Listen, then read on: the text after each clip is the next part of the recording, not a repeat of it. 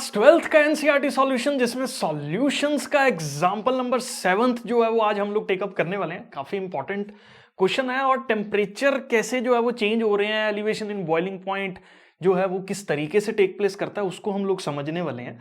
18 gram glucose, तो हमारे पास जो सॉल्यूट यहाँ पे प्रेजेंट है दैट इज ग्लूकोज जिसका फॉर्मूला है C6H12O6 और इसका मास जो है वो कितना गिवन है हम लोगों के पास सॉल्यूट का, दैट इज इक्वल टू हमारे पास हो गया 18 ग्राम, ये गिवन है हमारे पास। उसके बाद कितने में ये डिसॉल्व किया गया, तो हमारे पास यहाँ पे जो क्वेश्चन के अंदर सॉल्वेंट दिया हुआ है वो सॉल्वेंट मेरे पास जो वो वाटर दे रखा है और 1 kg वाटर है, तो mass of solvent that is equal to 1000 gram जो है वो हो गया। ठीक है, at what temperature the water will boil at, इतना प्रेशर की वैल्यू जो है वो हम लोगों के पास 1.013 बार जो है वो दे रखी है।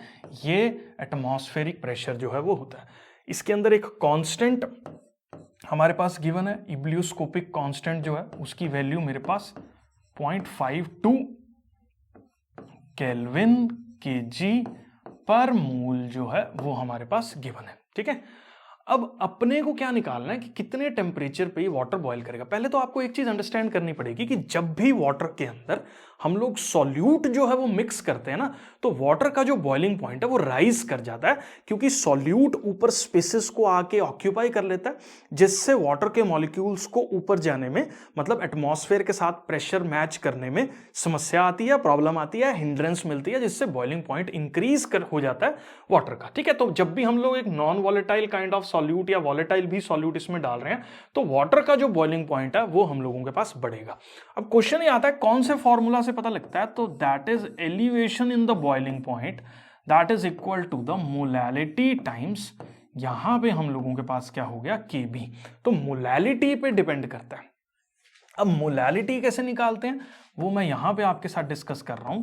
ये नंबर ऑफ मोल्स हैं किसके, of solute divided by 1 kg of क्या हमारे पास हो जाएगा सॉल्वेंट जो है वो हो जाएगा पर kg ऑफ सॉल्वेंट।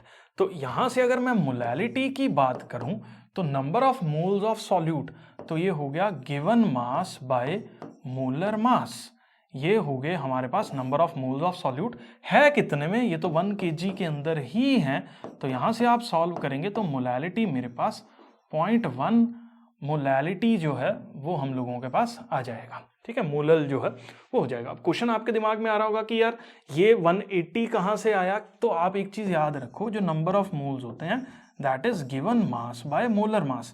अब मोलर मास C6 का क्या होगा, 6 कार्बन है, 12 एक का मास है, प्लस हाइड्रोजन का मास जो है वो 1 होता है क्योंकि 12 हाइड्रोजन है, प्लस 6 टाइम्स हम लोगों के पास ऑक्सीजन का मास जो है वो 16 होता है। अब 12 6 जा 72 प्लस 12 84 और 16 6 जा 96, 84 प्लस 96 अगर आप करेंगे तो 180 ग्राम जो है वो हो जाएगा, जो कि मैंने यहाँ पे पुट किया और यहाँ से मेरे पास जो है ये आ गया, और ये 1 kg में ही था और होता भी 1 kg सॉल्वेंट में ही है, तो इसका मतलब मोलैलिटी की वैल्यू मेरे पास निकल गई।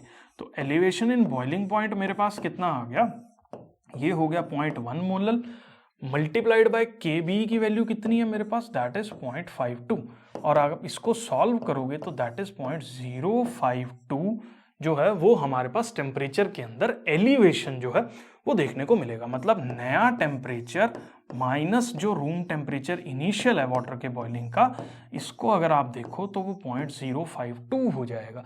अब वाटर कितने डिग्री सेल्सियस पे बॉयल करता है सबको मालूम है, वाटर बॉयल्स एट 273.15 केल्विन के बराबर जो है ये वाटर यहाँ पे बॉयल करता है। अब क्वेश्चन ये आता है कि ये जो डिफरेंस निकला है, ये भैया डिफरेंस जो है वो केल्विन में है या डिग्री सेल्सियस में है, यहाँ पे बच्चे कंफ्यूज होते हैं। तो इसको अंडरस्टैंड करने के लिए आपको ना इसका साइन देखना है, इसकी यूनिट देखनी है मतलब। ठीक है, मैं आपको यहाँ पे बताता हूँ, देखो यहाँ पे क्या लिखा है केल्विन, तो ये जो कांस्टेंट है यही वैल्यू को केल्विन में बता रहा है और यहीं से टेम्परेचर डिसाइड हो रहा है। अगर ये डिग्री सेल्सियस में होगा तो ये मेरे पास डिफरेंस जो है वो डिग्री सेल्सियस में आएगा, और अगर ये मेरे पास केल्विन में होगा तो ये डिफरेंस मेरे पास केल्विन में आएगा।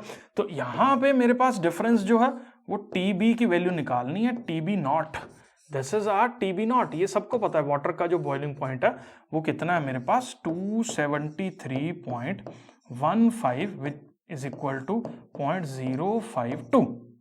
तो यहां से बॉइलिंग पॉइंट की वैल्यू हो जाएगी 273.15 प्लस हो जाएगा इसके अंदर क्या, 0.052।